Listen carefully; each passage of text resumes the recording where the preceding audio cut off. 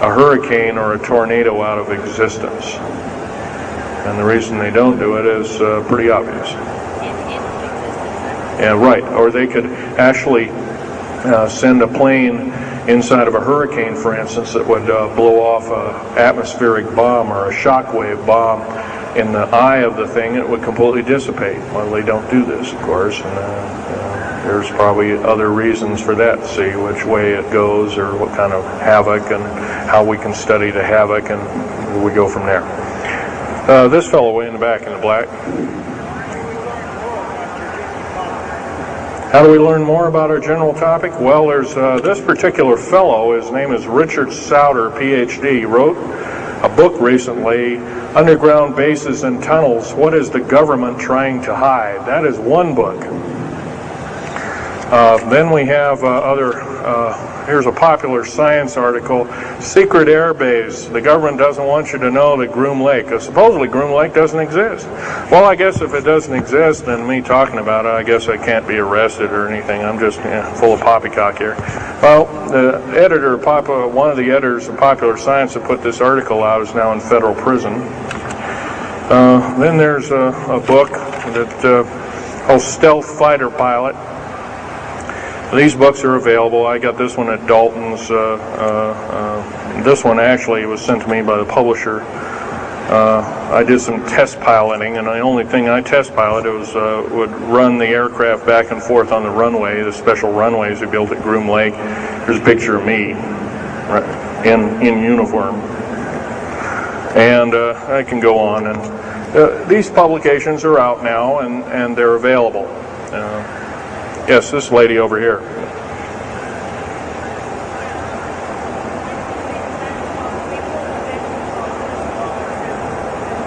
I can't hear you. What?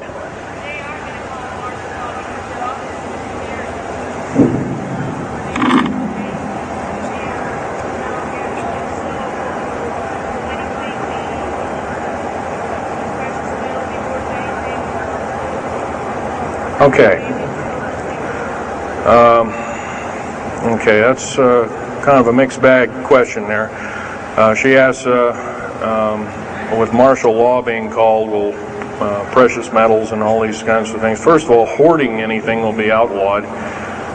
If you hoard food, have a radio, any way of communicating, stash gasoline, these kind of things, you will just be rounded up and that'll be the end of you. Martial law is martial law. Martial law is dictatorship of the worst form, or one of the worst forms.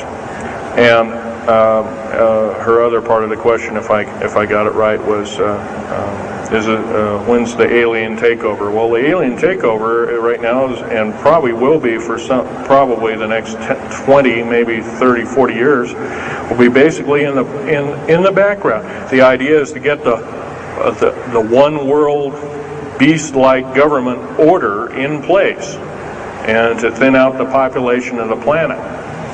And then, of course, then all heck will break loose from then on. And whether it is, I don't often mix Bible and talk, but some people have alerted, well, this is already mentioned in the Bible, blah, blah, blah, and all this kind of stuff. Well, that may be, but all I can tell you is I've been face to face with one of these sinister characters, or a couple of them, saying the least, and most people would, just the shock of them seeing such a thing would cause them to not be in very healthy mode, frame of mind, as physical as well as mental. This man here in the blue coat.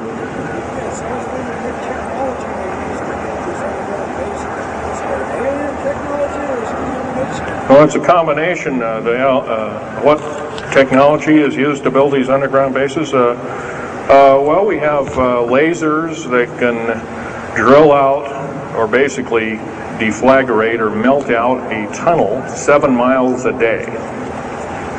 And that tunnel is 28 feet wide, 28 feet high.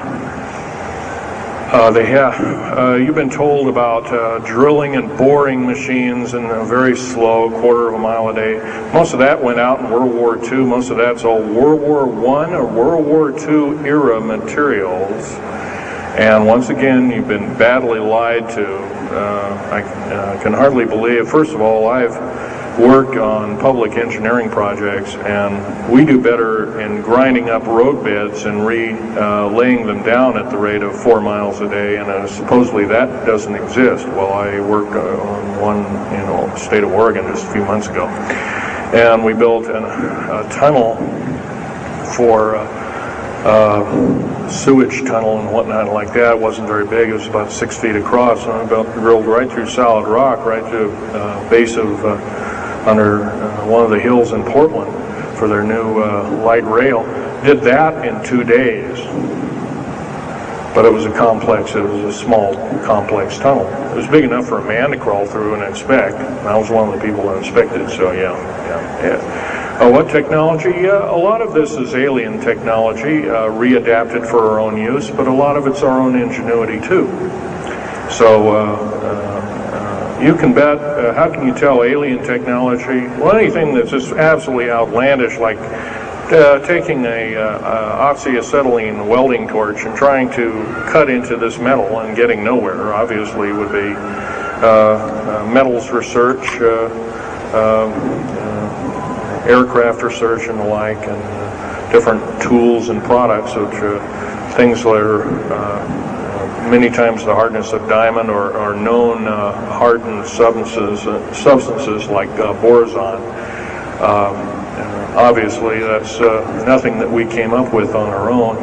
What we could have over a several hundred-year period. But you've got to remember, too, that the military technology is outstripping the public sector technology at the rate of 44 to 45 years of technology for every calendar year, every 12-month calendar year here. So every year going by this time in 1996, the military technology will be roughly 45 years more advanced than where we are today.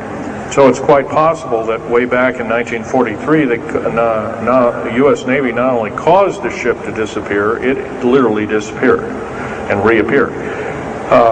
Basically, military technology right now is about 1,200 years more advanced than public state technology. And computer technology right now, it's off the scale, I can't tell you. It's just right now, and employing just in black jet and stealth aircraft, the new computers are so completely advanced that we couldn't get them in the public sector for maybe another 40 or 50 years.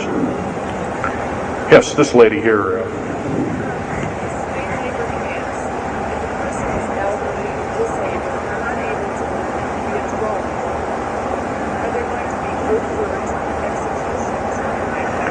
Well, the lady asked with the slave labor camps, the old, the infirm, the handicapped, are they going to be executed, and will there be executions? You can bet your bottom dollar there actually will be these things.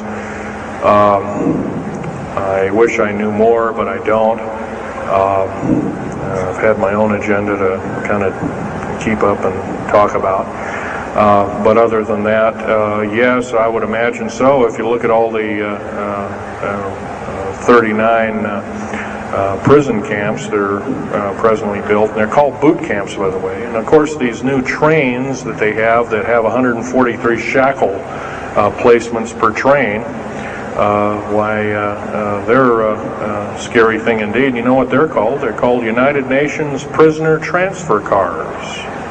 Oh, that's an appropriate name, I guess. Well, we got to wrap it up here. They're telling me it's time.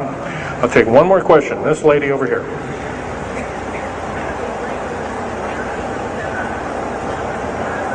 Don't brainwash you. They don't brainwash you. How do they brainwash 18,000 people that are working? Well, you sign this little piece of paper saying you work, you go to prison for the rest of your days. Or you're not going to be taking home a paycheck of about anywhere from $4,000 to $40,000 per month, depending upon your position. $40,000 a month is a lot of petunias. Okay, well, I got to wrap it up here, folks. So I'll be over in Al Bielik's booth. I think it's over in booth number 125. I can take other questions there, and let you take a look at artifacts. And once again on these artifacts, in a very few minutes, don't handle them, just look at them. Thank you very much.